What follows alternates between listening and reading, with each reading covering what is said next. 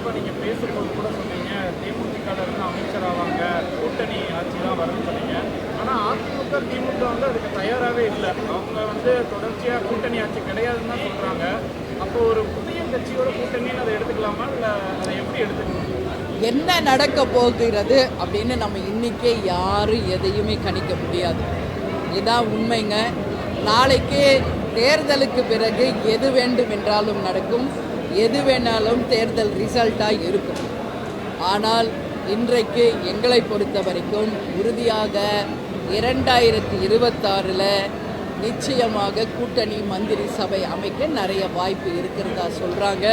அதைத்தான் என்னுடைய ஸ்பீச்சிலையும் நான் சொல்லியிருக்கேன். அதற்கு எல்லாரும் நம்ம கட்சி நீங்கள் தயாராக இருக்கணும், நமக்கான தேர்தல் பணிகளை செய்யணும் அப்படின்னு தான் இப்போ அவங்களுக்கு அறிவுரை கொடுக்குறேன். மதுரை மண்ணோட மருமகளாக இருக்கீங்க. 2011 வந்து மதுரை மத்திய தொகுதி திருப்பூர் ஜெயிச்சிருந்தீங்க. அதனால எதுவும் வாய்ப்பு? அதுதான் நான் இன்னைக்கு சொல்ல முடியாதுங்க. ஏன் எப்படி கூட்டணி அமைய போகுது, எந்த கூட்டணியில் தேமுதிக இடம் பிடிக்க போது, எத்தனை சீட்டு, யார் வேட்பாளர் என்பதை எல்லாம் இங்கே இந்த நிமிஷம் நான் சொல்ல முடியாது.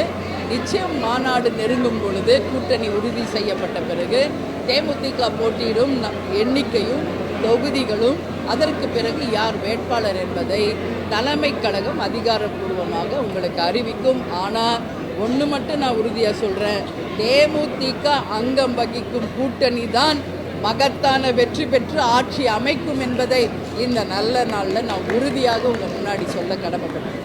பெரும்பாலும் என்ன சொல்கிறாங்கன்னா, விஜயகாந்த் பிறந்த ஊர் வந்து மதுரை, அதனால நீங்களோ அல்லது உங்களுடைய மகனோ யாராவது இங்கே போட்டிட்டு நல்லா இருக்குன்னு தான் மக்களுமே ஒரு கருத்தை சொல்கிறாங்க.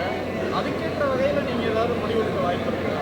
அப்போ உங்கள் விருப்பம் அதுவாக இருந்தால், கடவுள் அருளும் ஆசியுமா இருந்தால் அது நடக்கும். நான் இன்னைக்கு சொல்ல முடியாது. Wait and see.